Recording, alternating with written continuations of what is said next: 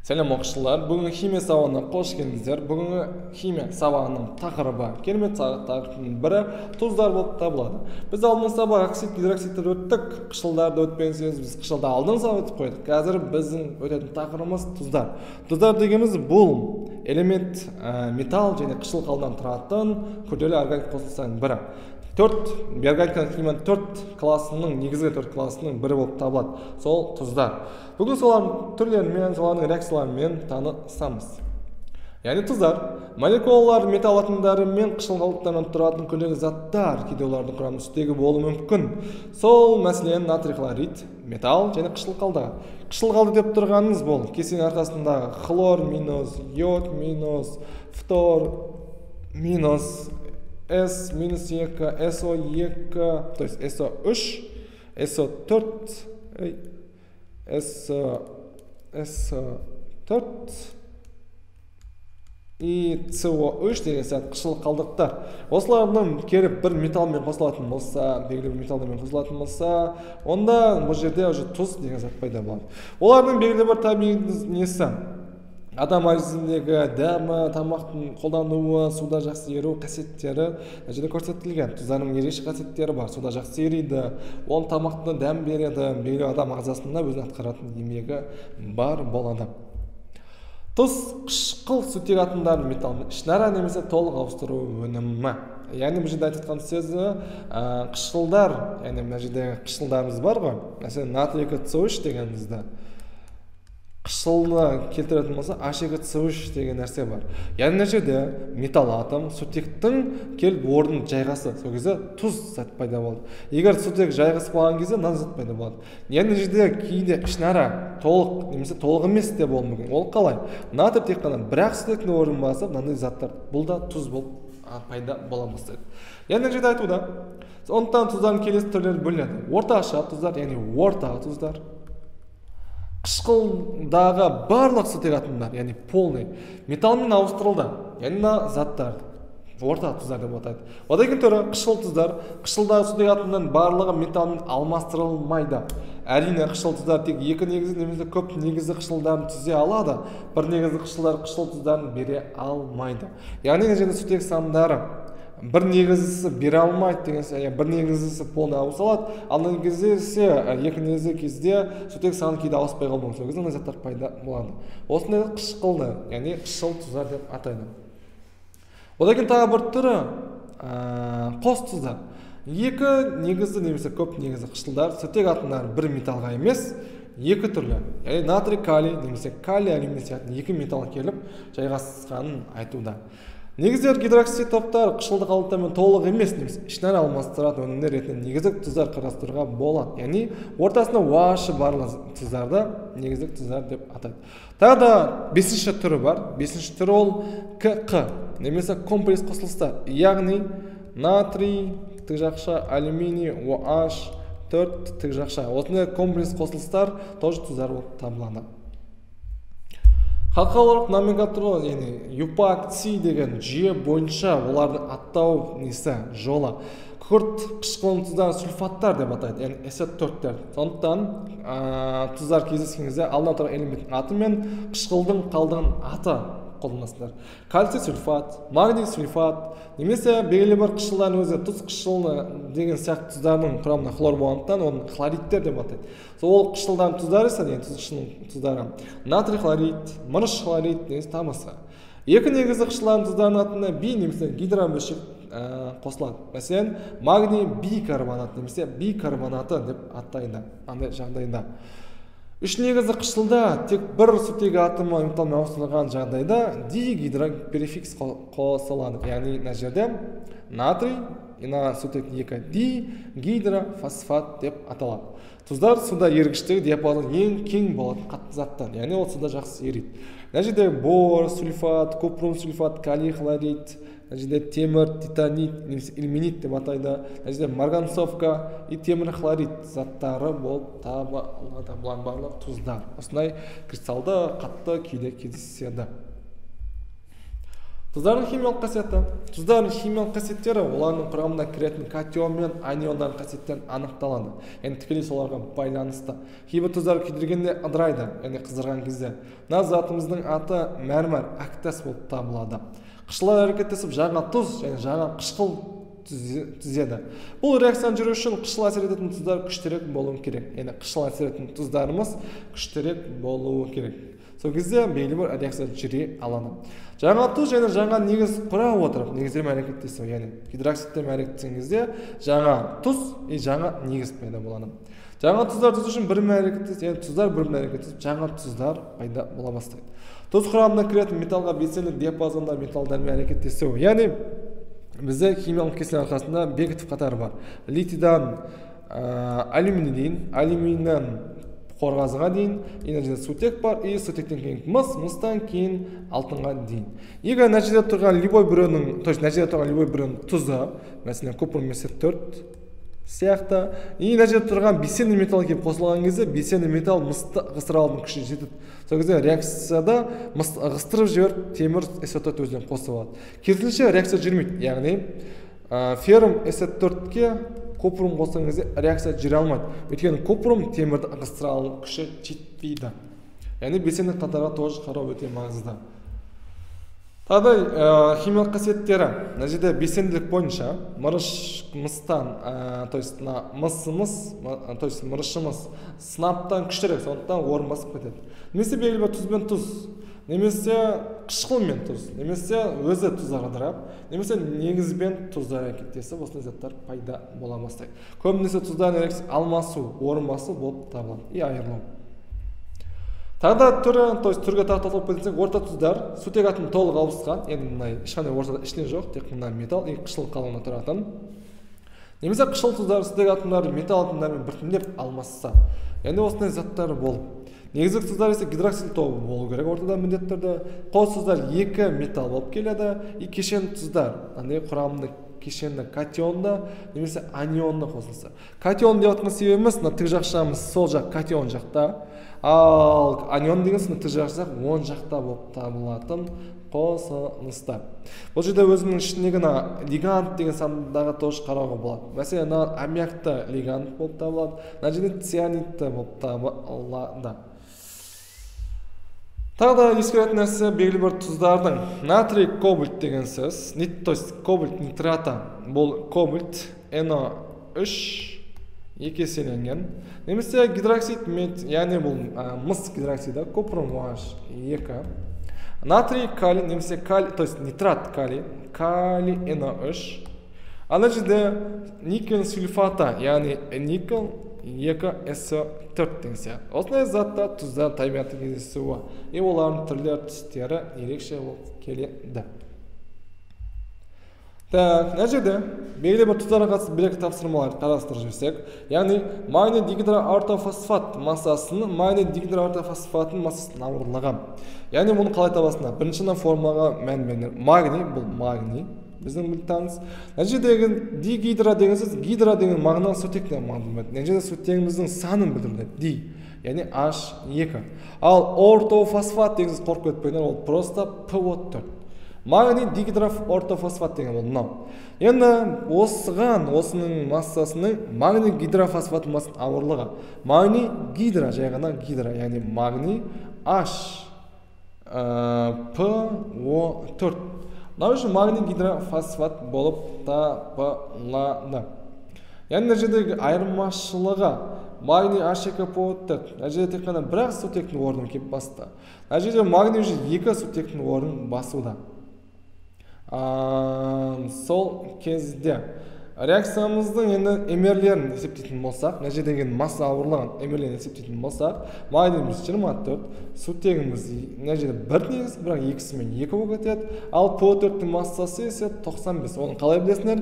H3PO4-тің массасының 98. Егер H3 болмаса, 98 уже 95-ке айналып кетеді. Сондықтан PO4 95-те болсаңдар болады. Енді қосқан кезде 26-ға 95 қосқан кезде 6-ға 5 11, ал 9-ға 2 11, бірақ 1-мен 2 21 болды. Ал мына жерде ise 48 қосылған 1, қосылған PO4-іміз 95. Бұны қосқан кезде 48 195 қосқан кезде сен массамыз ж. Мынаға 24 қосып жіберсең 145 болады. 145. Яғни осылай массасы есептеп болғаннан кейін ауырлығын білу үшін ауыр массаның жеңілдігін азайтып жібересіңдер. Сол кезде айырмашылығын шығарып береді, яғни 24. Немесе естелігін сұраса, онда наған бөліп жібересіңдер. Так, екінші есебімізде не дейді? Екінші есебімізде барий хлориді осындай процент и күкірт қышқыл ерітіндісінің араластырған түзілетін тұнбаның массасы. Бірінші барий хлорид дегеніміз ол барий хлор, так. Барий хлор 2. Осыған қосасың күкірт қышқылы деп отыр. H2SO4. Сол кезде пайда болады реакциямыз алмасу. Барий SO4 қосылған H хлор. Реакцияны теңестіру міндетті. Мынаны екі қоясыңдар болғаны. Өйткені SO4 бірге сынасыңдар. SO4 біреу, барий біреу. Хлор мен H2-ге мына жерде екеу, мына жерде біреу болғанда алдына екі қойып жібердік. Енді мына жердегі процент ерітінділердің проценттері массаға айналдыру міндетті. 240 граммның тек қана ол 100%, соның тек қана 20% ғана барий хлор. Соның массасын табу керек. Одан кейін 245-тің 100%-ның тек қана 25% ғана H2SO4. Соны табу керек. Сөйтіп тапқан кезде, X табатын кезде X-тен 20-240-қа көбейтесіңдер и 100-ге бөлесіңдер. Немесе мынаны бөліп жіберсіңдер 1/5, ал 24-ні 5-ке бөлетін болсаңдар 24/5-іміз 4-тен 48. Ал мына жерде X табатын кезде 245-ті 25-ке көбейтіп 100-ге бөлу керек. Немесе мынаны қыса түскен 1/4. Мынаны бөлетін болсаң 6 бөлесе шығу керек. Ровно есептейтін болсақ, яғни 245 бөлінген 4. 61/25. 61/25. Енді осыны әкеліп, мына жерге реакцияны мына жерге жазу керек еді негізі. Яғни барий хлор 2 плюс H2SO4 пайда болады барий SO4 плюс H хлор. Алдын екі қоясыңдар. Яғни жерде эмерлерді тапқан эмерлерді. Барий хлор болудың эмерін барий хлордың үстіне, H2SO4-тің несін H2 үстіне қоясыңдар. 61/25. Енді қай 61/25. Енді қай массамен қолданасыңдар. Бұл жерде екі масса беріп қойса, реагенттің екі массасы беріп қойса, бірінші эмерлерін қойып аласыңдар. 98, ана эмерде барий 137, хлор 35-те 5-те болатыны всегда 12 көбейтін 70 бар. 137-ге 71 қосатын болсыңдар 208 шығады. Осылай тауып болғаннан кейін кімнің зат мөлшері аз? Вот соның арқылы шығарасыңдар. Яғни 48-208-ді бөлсеңдер 48 бөлу 208 0,23 0,23. Ал 61/25-ті 98-ге бөлсеңдер 0,62. Яғни осы жерде кімнің зат мөлшері аз, кімдікі үлкен, соны анықтап аласыңдар. Үлкен сыптысына бізге керек емес үлкенді. Тек қана кішісін алып, кіші бойынша тұнбаның массасын табасыңдар. Тұнба реакцияның оң жағында болады. Тұнба деп тұрғаныңызда ерімейді, ерікшісі ерімейді деген нәрсе. Ашылау ерейді, сондықтан ол болмайды, тек мынау. Тұнбаның атын айтпаған, тек қана тұнба дей салған. Сендер өздерің табасыңдар. Тұнба ол мынау, оның үстіне X қоясыңдар, астына эмер 137 барий. SO4-іміз есе 96. 137-ге 96-ны қосатын болса 3 1 12 3 1 233. Енді X табу керек. Немесе 48 көбейту 233 бөлу 208. 53-те 7 деген сан шығады. Яғни қалай? Эмерді тап болғаннан кейін X табатын кезде 48-ді 233-ке көбейтесің и 208-ге бөлесің. Тең 53-те 7 шығады. Сен осылай табасыңдар. Келесі тоже екі масса берген, түзілген мыстың массасын тап деп жатыр. Так, мынаны егер өшірсем, егер так пауза қылып жазып алсам да тоже болады, чтобы бәрін жазып алу үшін. Так, мына жерде есепті мағынасын тоже екі масса беріп тұр. ойлану керек. Бірақ есте сақтаңдар, екі масса реагентті болса ғана осылай шығарасыңдар. Егер екеуі де өнімдікі болып қалатын болса, онда олай шығармайсыңдар. Ол шығымға қатысты болып кетуі мүмкін, немесе қоспа болып кетуі мүмкін. Яғни мыс сульфаты. Осыны темір ұнтағы деген сөз қорықпағанда, темір ұнтағы ол феррум. Осы мәтсеңізде пайда болатын затымыз феррум С4 плюс купрум бөлінеді. Реакциямыз тең.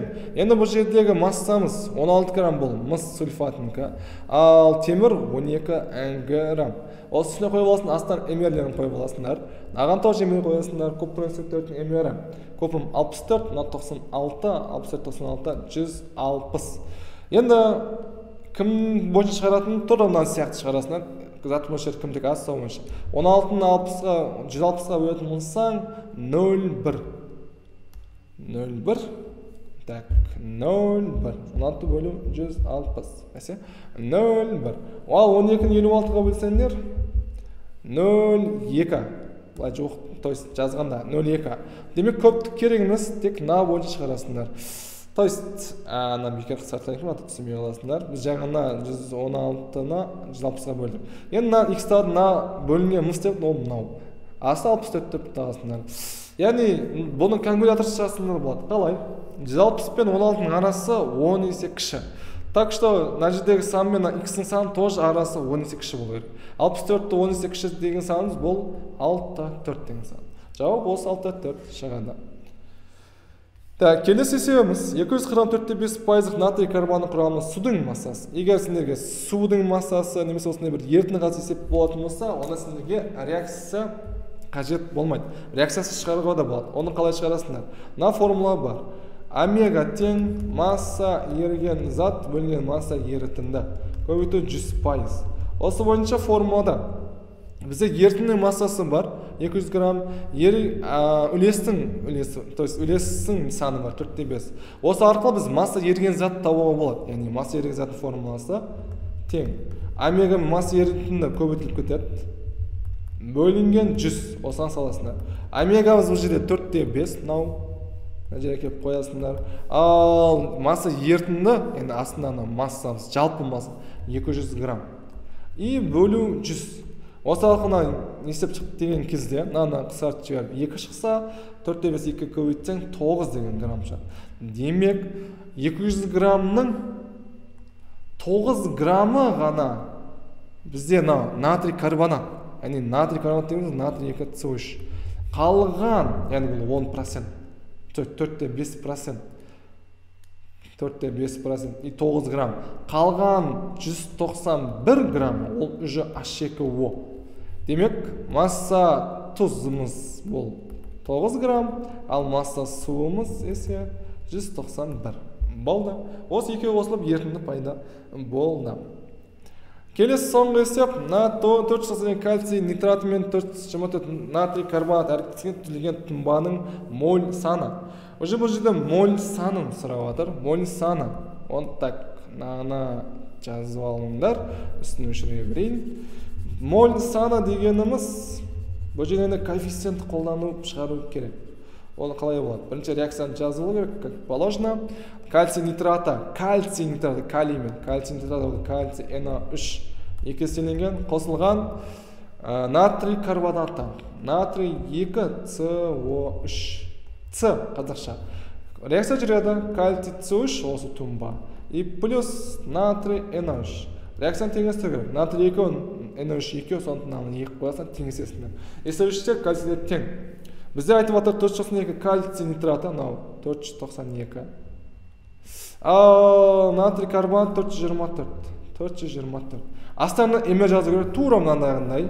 Эмер жазып, кімдікі аз екен тауып боласыңдар, ал мына жерде табатын кезде уже моль саны табу керек. Моль саны табатын кезде, жасайшы. Кальций CO3 моль саны. Мебекті. Неғып ондай отыр десем, моль саны. моль деп түсіндір. Моль саны, ал асты моль, үсті моль болады, асты тоже моль болады. Астына эмер қоймасыңдар, көлем қоймасыңдар. Астына жерде коэффициент көрмей тұрған, соны әкеліп қоясыңдар, 1 моль. Егер мына жерде 2 болатын болса 2 қоясыңдар, 3 болса 3 қоясыңдар. Сөйтіп, мына жерде кімнің зат мөлшері аз екенін тауып аласыңдар, и сонымен пропорциямен x қылып шығарып жібересіңдер. Болғаны. Осыны өздерің шығарсаңдар болады. Жалпы, тұзға қатысты кішкентай бір-екі видео көріп жіберсек, яғни тұздар дегеніміз бұл тамақта белгілі бір неде қолданылатын заттар болып табылады. Олардың құрылысы ерекше болып табылады. Любой нәрсе негізі, любой нәрсе атом молекуладан тұрады. Тұздың өндірісі белгілі бір жағдайда, белгілі бір неде, суда, өндірісте, жердің астында қолданылады. Мына жерде судың өзі, яғни ішуге жарамды негізі 3% болса тұз, яғни ішуге жарамды, қалған бәрі тұзды болып келеді. Мына жерде тұздың тек қана суда ғана емес, белгілі бір үңгірлерде, белгілі бір жер астыларда, жерде, мынандай бір теңіз нелерінде қолданады. Даже Қазақстанда Арал теңізі тоже тұздық ретінде қолданылады. Осындай бұрыннан бері өнеркәсіппен осылай айналысқан кезінде. Бұрында тұздың бағасы өте қымбат болған, яғни белгілі бір жағдайдың әсерінен тұз аз болғандықтан. Бірақ қазіргісі ол өзінің қалыпты бағасында. Яғни тұз қалай пайда болады? Біздің химиялық менделеп кестемізде металл мен и бейметалл екеуі әрекетіп қосылған кезде пайда болатын нәрсеміз бұл жерде тұздар болып табылады. Олардың арасында катион и анион деген байланыс бар. Енді плюс зарядталған катион мен теріс зарядталған анион арасында байланыс орнап, тұз зат пайда болады. Яғни катион и анион арасында иондық байланыс болып табылады тұздарда. Яғни натрий өзінің электрон беріп жібереді. Электрон беру деген сол металлдық қасиет. Арасында байланыс иондық байланыс. И олардың кристалдық торы микроскоппен қарағанда осындай бөлшектер арқылы, кішкене бөлшектер арқылы байланып, натрий нелер орналасқан. Кристаллардың пішіндері әртүрлі болады. Гексаналды, кубты, тригоналды, пентагоналды, гексаналды сияқты. И осындай сызықтар арқылы бірімен байланысып, ерекше заттар, құрылыстар пайда болады. Осы кристалдық торлар бізге нелер береді, қаттылығын, жұмсақтығын сияқты. Жалпы айтқанда тұздар ерекше қосылыстарының бірі болып табылады. Жақсы, бүгін сабақ осымен тамам. Бүгін біз тұздарға қатысты сабақ өттік, и оларға қатысты белгі тапсырма. Тұздардың 5 түрі болатын ұмытпау керек, олардың химиялық қасиеттері, әрекеттескен кезде заттардың пайда болуы. Тұнба деген екенін ұмытпау керек, и процентпен шығатын есептер, ерітінді есептері, бүгін қарастырылған тоже маңызды есептер, ОБТ-да келетін есептердің бірі. Тұздар жалпы ерекше қосылыстар, олардың арасында иондық байланыс болатын ұмытпау керек. Жалпы бүгін сабағысымен тамам, бізбен бірге болғаныңыз Алла разы болсын, баршаларыңа, денсаулықтарың жақсы болсын. Келесі сабақта жолыққанша аман сау болыңдар.